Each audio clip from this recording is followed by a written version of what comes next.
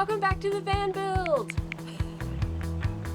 So if you're new here, I'm Jimmy, this is Natalie, and we're in the middle of our third build. And we're at the point where to continue affording this build, we really need to work on selling our previous van. Thanks. Oh, that was easy. Let me help a little bit. Okay, I'll try and be heavy. There you go. But to do that, we've got to move into this van, and we're gonna need to have a working bed with an electrical setup. So obviously the elevator bed does work, but when we initially had it hooked up, we were using our portable power station and it kept blowing the fuse. Ready? Oh. Oh my God. Oops. So after that, Jimmy hooked it up directly to a DC battery, one that we're gonna be installing today. And it works, but it's definitely not how you're supposed to do it. So we're gonna get this set up to be a real electrical system. It's not just gonna power the bed, it's gonna power everything we need to do in the van, AC and DC, but we will get to that. I feel like every DIY electrical video has to have a disclaimer, so here's ours. Before we quit our jobs, I was a software engineer, not an electrical engineer. But that being said, this is our third build, which means I've done 2 other electrical systems, and I'm happy to report that neither of them have burned down. With that, I feel pretty confident with what we're gonna do today, but again, this is all DIY. Some of it is probably not gonna be up to code. A lot of it maybe, hopefully not, but yeah, take everything with a grain of salt. Watch out for the spiders. Ah, spiders. Yeah, they love the wood. You see that one right there? Ah, what? There's a bunch of spiders. Is there? Yeah. Oh wow, there's a lot of them. Yeah, oh my God, there's a big one. I'll start smashing. Oh my gosh. Ah, get me out of here.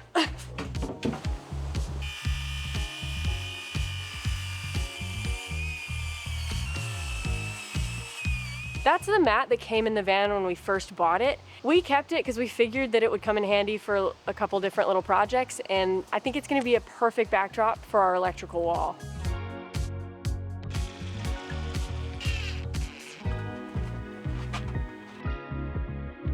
The reason we chose this location for all of our electrical is because that is the spot where my desk is gonna be. So the desk will hide all the ugliness.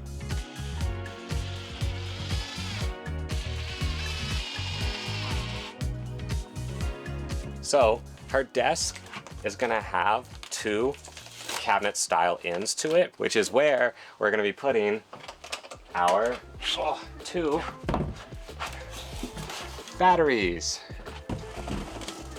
So one goes there. And one goes there.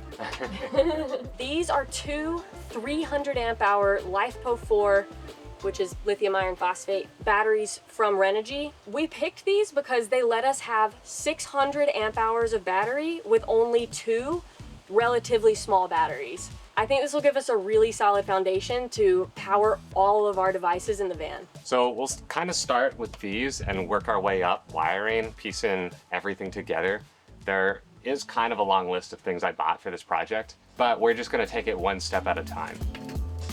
Now that we've got our batteries in place, the 2 ways that we're gonna be able to charge our batteries are, 1, this 60 amp DC-DC charger. This is the thing that pushes power to our house batteries back here when we're driving with the van. And the second way is our 60 amp MPPT solar charge controller. This is gonna connect from our solar panels that we've installed on the roof a couple videos ago, and they're gonna go through this to charge our batteries when the sun is out.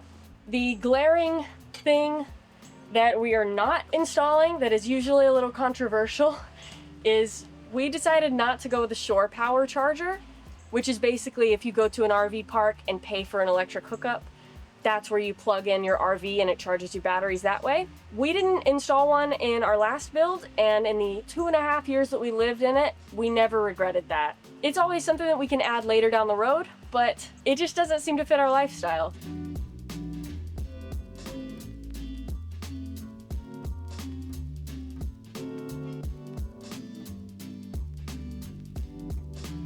So we are using a brand new fuse that I've never used before. It is a MRBF fuse, which stands for Marine Rated Battery Fuse. I know we're building out a van, but typically we want to shoot for marine rated, just because if it's rated for boat life, then I feel like it can survive in a van.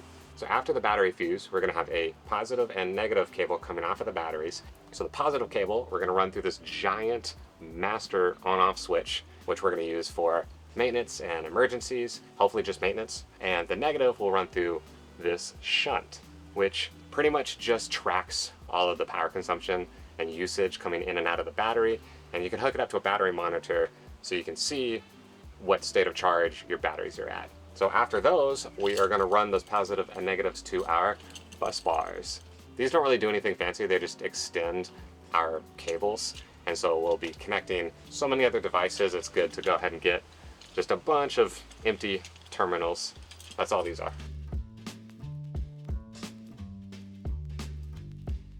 All right, quick update.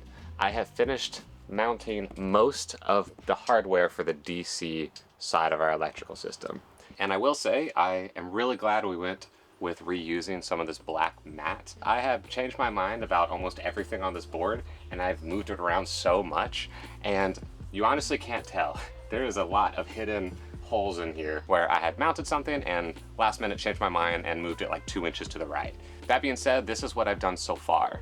I have got my two 300 amp hour batteries, both wired towards the center and are connected to my big master switch, as well as a shunt. The shunt just helps track what comes in and out and tells me the battery percentage of the batteries. And after that, it goes to this row right here, which is where all my fuses live. And those help protect in case of short circuits, as well as if we have an appliance that tries to pull too much power. Then finally, it just spreads out and is connected to both my solar charge controller, which is on the right, and then my DC charge controller, which is on the left. So when we drive, we charge from this side, and the solar panels charge from the right side. The big missing piece right now is this square right here, and that's where our inverter is going to go as soon as it comes in the mail. We're still waiting on that one piece. So it's looking pretty good so far, but the last couple things I want to do is a little bit of cable management. Number one, these wires here are literally held up by twine. And number two, I want to add labels to these fuses so that I don't need this ugly blue tape that I'm using to temporarily label them.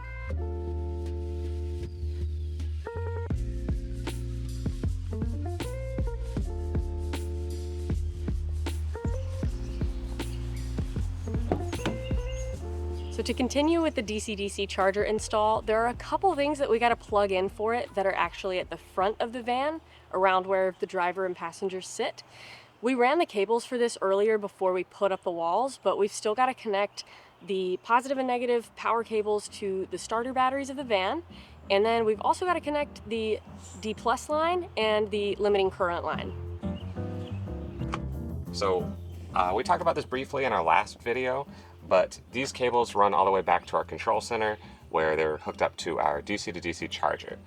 So I've got a positive cable, this little thing down here, a negative cable here, as well as a control cable that if you supply power to it, then it'll cut the charging amps in half. I've gotten mixed reviews on whether we should even be using a 60 amp DC charger on this vehicle, but that's kind of why I wanted to install this. So worst case, we can just cut the charging amount in half and we should be fine. I'm also not opposed to upgrading our alternator at some point if we want to. That's true. All right, so I'm planning on putting my terminal fuse here, but it is just slightly too big for the housing, so I'm gonna have to cut some stuff away.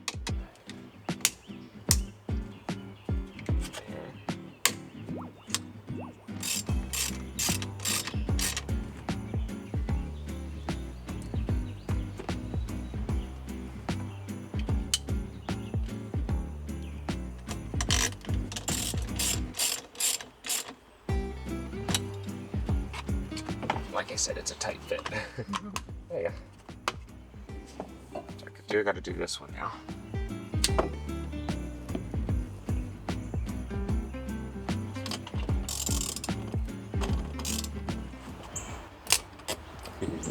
Sparky, sparky. Did you see those sparks? Spark? No, I didn't see that. That's how you know it's working. It's probably not a good rule of thumb. All right, so that's connected. It's all good. So next we're gonna plug up the D+ line, which is what tells our charger that the car is on and that it's safe to start charging. The problem is we gotta figure out which of the pins connected to the van turns on when the car is on. Not all of them do that, and if we pick the wrong one, we might accidentally be telling our charger that the car is on 24/7, and it'll quickly drain our starter battery, which we want to avoid, if that wasn't clear. This is a photo of Pancake's pins, and we apparently picked the bottom right. I'm gonna turn on the car, and Natalie, you're gonna test it to see if that's the right pin or not. Okay. Okay? Is the thing dead? The car won't turn on. Oh. Okay, what if I put it in this pin? Okay. It's weird, like there's not even any errors or anything. I might shut this real quick. Oh. Does it really not let me turn on the car when the door's open? No way.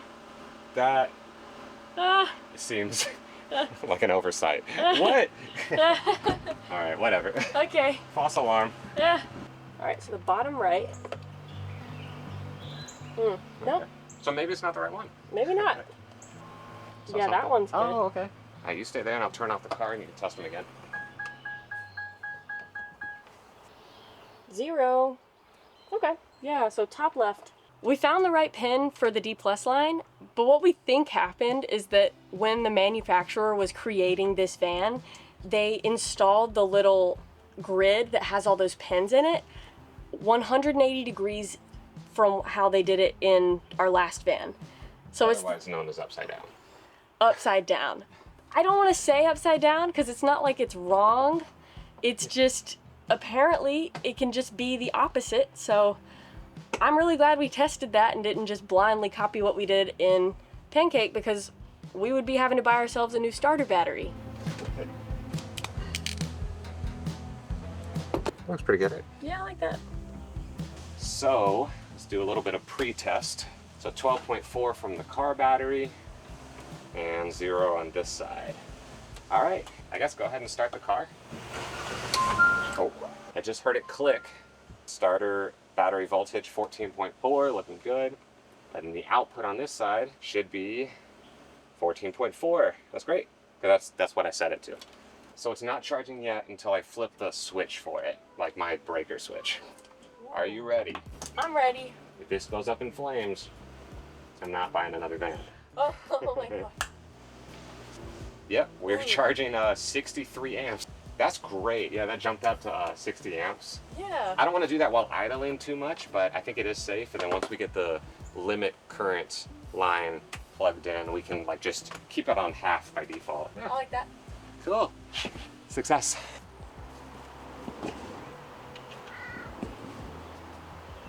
This probably does not look like it's related to the electrical at all, but we've got to put up walls before we can install our AC outlets. So we're just going to cut this 1/4 inch wood, slap it up on the walls, then we're going to be able to continue with our electrical setup. Ready, Jimmy? Oh my God, what is he doing? Is he in the shot? Yep. Yeah. Ew, cocky, come on. They're on camera. He has got a swarm of bugs around him right I now. know, poor guy.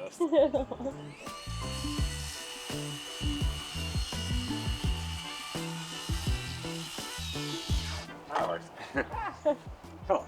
Go. So these are the outlet boxes we're using for today. I'm going to be pairing them with these little 1/2 inch clamps that I will use whenever I run the Romex through the little entry points. You can use this to securely clamp them in place. So that's the plan.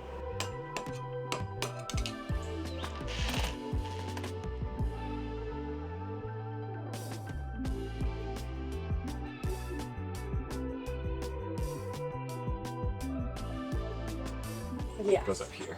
Can you reach it? Yeah. Cool. Okay. I'm very tall, so it's You're- fine. You're so tall, it's crazy. Yeah. That outlet is going to be for our water heater, and that one is going to be for our kitchen appliances, like our electric stovetop and possibly an electric oven. All right, I think you can see both outlets from that view. So this outlet will control the stove and the oven that Natalie mentioned, and this outlet up here will control the water heater. I mentioned them together because all three of those take a crazy amount of power. Instead of accidentally turning more than one of them on to full power and breaking something or at least tripping breakers, we're gonna have them all connected to a master switch, meaning that we can only turn one on at a time. So we have run most of our lines already in previous videos, just as we're putting up framing and insulation. But I did want to highlight this purple cable right here, that I think is pretty special, and it's one I've never used before. So in general, when you're putting up AC lines, you'll hear the terms 14-2 with ground or 12-2 with ground. Basically, that just means you're using a 14 gauge cable with a hot and a neutral, and then with a ground. And then the same thing applies to the 12 gauge. This purple cable is a 12-3 with ground. So if you can see it, this cable has got 4 internal wires. So it has a second hot line. Basically, they are used for branch circuits in household wiring, or if you want to do a 3-way wiring situation, which is sort of what we're using it for here. Since I've got both a stove and an oven in this kitchen area that I want to be switched separately, I'm going to be using those 2 hot cables accordingly. So they're going to be attached to a switch, and when I turn on hot 1, then the stove will turn on, and when I turn on hot 2, the oven will turn on. So pretty simple, and it allows me to run just 1 cable instead of 2 for each device.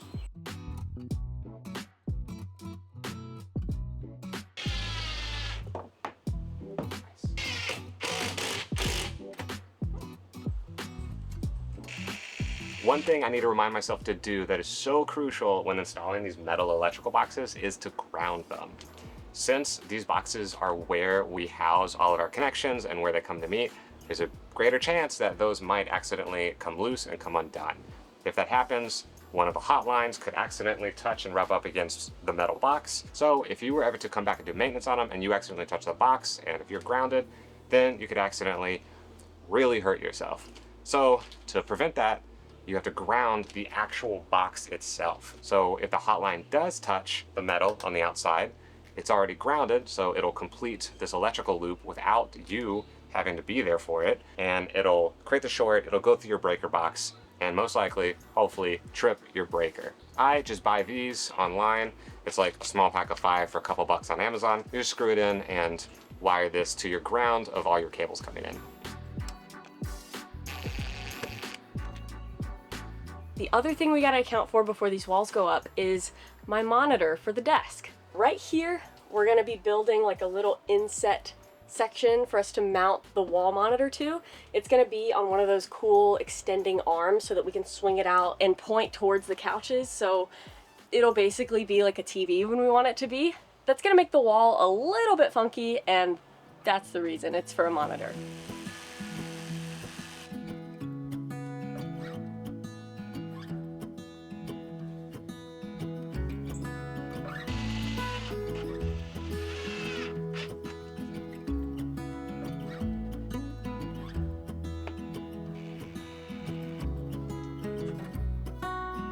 So we went ahead and put up the 1/4-inch walls on the top and bottom of the inset, but we made sure to leave the sides open with this little hole going through so that when we do get the monitor, we can go ahead and run the cables and fish them through the wall that we're about to put up.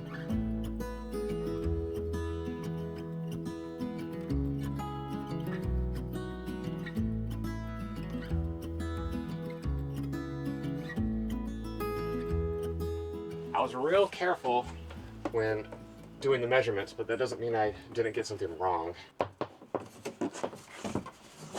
Is this part too small? Yeah, it's kind of hitting the Yeah. Okay. quarter. Oh wow, Okay. that's like a whole inch too short. Okay. Okay. Well, that's a better direction for it to be in, right? It's much better to cut off wood than add it later. So.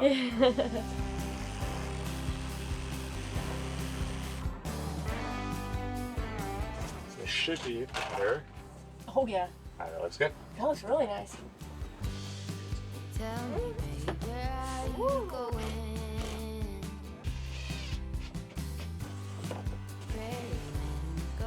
Oh yeah, that's much more flesh, right? Look at that. Yeah, man. That's gonna help a lot. That was loud. Well, we earned it. It's well deserved. We wanted to do this section of wall first, and it's just because it has all these little simple things that we've got to account for. Like that is an outlet box. Up there is another junction box. The corner way up there is where our water heater stuff is gonna go. So we've got some water pipes and power. And then the last thing is the cutout for the monitor mount. We're gonna just router it out real quick, and this wall should be good to go. You got me in the bed.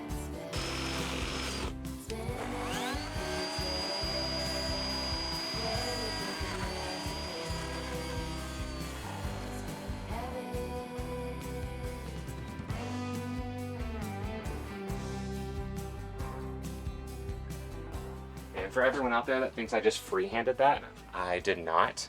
I'm using a flush bit router bit, flush mount. Flush has the word flush in it, but it's got a little bearing that just guides against whatever's underneath, whatever you're cutting. So that's how we did that hole, and that's how we did the hole for the fan too a couple weeks ago. In the light, I had a vision. In the dark, a premonition. You took my dreams and now I'm bound to you. Tell me, babe, what are we gonna do? All right, guess what just came in? It is our inverter. Guess how many watts? Up until now in this video, we have been doing our best to stick to just the DC side of the electrical system, but the inverter marks the first and probably the biggest component of our entire AC electrical system. So the inverter works to convert the 12-volt energy coming from our batteries into 120-volt house outlet energy so that we can use it with almost any appliance. I have intentionally left this spot right here open and free for the inverter, which is where we're gonna install it.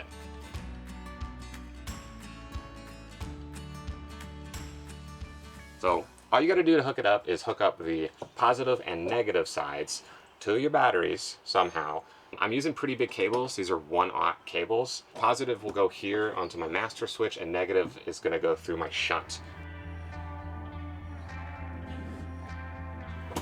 Well, it didn't take very long for that master switch to come in handy. Jimmy's cutting off the whole system. He's also disconnecting the lines from the positive terminals of each battery just to be extra safe.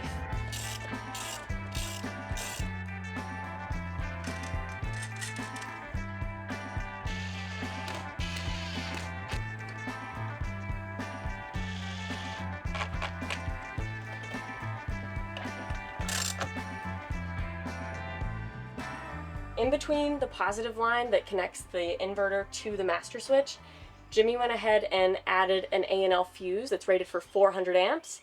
Technically, we don't need to add this right now because we have two... Wait, are the batteries fused for 200 amps each? Yeah, they're 200 each. Okay, but they hold 300 amp hours, right? Right, yeah. Okay. I think the continuous discharge for them is 200. Oh. So technically we can fuse them higher, but we're not ever gonna have to pull that much, so I'd rather be on the safer side, so I'm fusing them for 200. Okay. Yeah. Cool. I might not say that unless it's like, okay. So the manual for the inverter says we need to fuse it at 400 amps. What Natalie was getting at was that since we have two batteries and each of them are fused for 200 amps each, if we were to pull 400 amps, then those fuses would trip. And so the inverter would not be able to pull more than that. But since there's a possibility we might be adding a third battery soon, then that will be another 200 amp fuse on that battery, which means technically, since we're splitting the power consumption in parallel amongst all three of our batteries, we can pull up to 600 amps at one time from our battery bank. And like I said, this needs to be fused at 400. So that's why we're gonna go ahead and put in a 400 amp fuse right on the terminal so that essentially it's future proof. What he said. Ready? All right, 3, 2, 2, 1. Good. Oh, okay, that was the fan. The fan turning on, that's good. Ready? Ooh, green light. I think we're Whoa! Should we plug something in? Let's plug something in. Hey, I got an idea. Uh-huh. What's the idea? Oh, I get it. It works! It works, honest. Good job!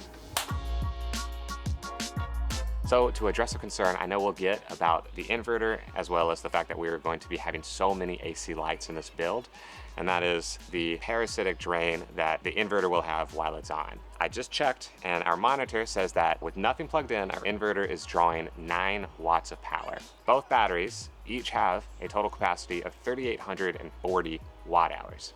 So I just did the math. If we left the inverter on with nothing else, it would drain the batteries after a total of 853 hours, which is 35.5 days. So I'm not too concerned about the parasitic drain. I should be more concerned with the efficiency. That's usually the big problem with inverters. This one is pretty high efficiency at around 93%, I think, which means if I want to pull 100 watts, it's really only giving me 93. So that 7 watts is lost just to inefficiencies inside the device. But still, modern light bulbs don't take that much power, so I'm not too concerned about losing that 7%.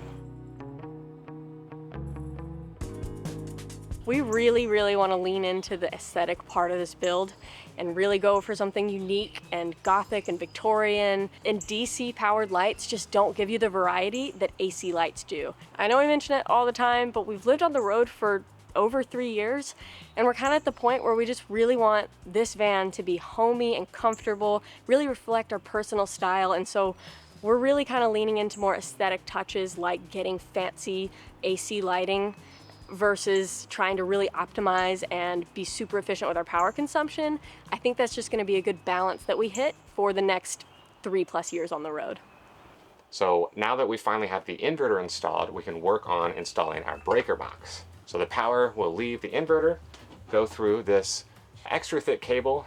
It is 10-2 with ground, and it will travel to the breaker box here, where it'll fork off, go through the breaker switches, and go to all of our outlets, all of our lights, stove, oven, and water heater. Also, I promise I'm not forgetting about grounding the inverter. I'm just gonna wait because I think we're gonna be drilling a hole later on for an exhaust tubing, so I think I might reuse that hole to ground it to the outside chassis of the van, which we'll do later. So the final part of our AC system is installing the wall outlets. I went ahead and put these in early morning, and there is a couple things I wanted to point out about them. So you might have heard of the term GFCI. It is a type of outlet that helps protect against ground faults, and technically you need to install them in a house whenever the plug is 6 feet away from a water source. And technically, inside this van, I'm pretty sure every point is at least 6 feet away from a water source. So we went ahead and bought all GFCI outlets, so every single one is protected. And in addition to that, we made sure to run the correct size outlets, because there are differences. For these upper outlets where we're going to be installing lighting, those are 15 amp outlets, while all the other ones where we're going to be plugging up laptops and chargers and stuff like that, we are using 20 amp outlets. And the cool thing is, you can go and check to see if your outlets are rated for 15 or 20 based on this little notch in the outlet head. So if it's got the T, then you know it's rated for 20 amps, and if you don't have the T, then it's for 15 amps. So, pretty cool. So we mentioned at the start of the week that our big motivation for doing this electrical system now is so that we can hook up our DIY bed lift. And I am happy to say that we are just one teeny tiny DC fuse block away from having the system hooked up and a working bed. Okay, right here? Right there. Ow, my finger. Oh my god, oh, I'm not helping anymore. You got one more wire to cut, so expect that joke one more time. Ow! Oh my god. You laughing at me? Yeah. Who told you that you were no good? There's no use in trying, even if you could. It wouldn't come out like it should. The rest was pretty simple after we installed the fuse block. This is the same up-down reverse switch that I was using weeks ago to test the bed. I just plugged it up. This will look better later, I promise, but we've got to put it in the desk first to really clean it up. We're one fuse away from having a working bed. You ready? I'm ready. It feels so ceremonious. Dun, dun, dun. 3, 2, 1. Oh, hey, not bad. You wanna get the mattress? There you go. Oh, thank you. That's pretty easy. That's some headroom. Mattress time. I think so. All right, hold on tight. Oh, Oh. ooh. There go your knees. I'm kidding. On the outside looking in, I really wasn't sure what I was getting. So obviously it doesn't fit, and don't worry, we planned for that. We already had to cut it down on this side so that it would fit widthwise, which is exactly 48 inches.